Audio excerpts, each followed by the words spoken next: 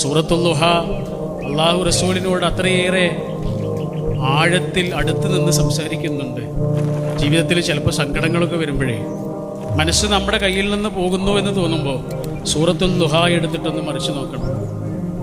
മരുഭൂമിയിലെ ഒറ്റ മരമാണ് സൂറത്തുൽ ദുഹ. വിശുദ്ധ ഖുർആനിന് അങ്ങനെ ഒരു മാന്ത്രികതയുണ്ട്. ചില സമയത്ത് ചിലത് നമ്മൾക്ക് അത്രയേറെ അടുത്ത് നിൽക്കും. അങ്ങനെ ഒന്നാണ് സൂറത്തുൽ ദുഹ.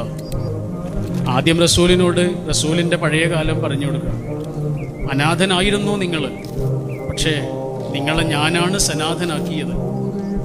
ആരുമില്ലാത്തവനായിരുന്നു നിങ്ങൾ, ആരൊക്കെയുള്ള ഒരാളാക്കി നിങ്ങളെ മാറ്റിയത് പഠിച്ചവനാ.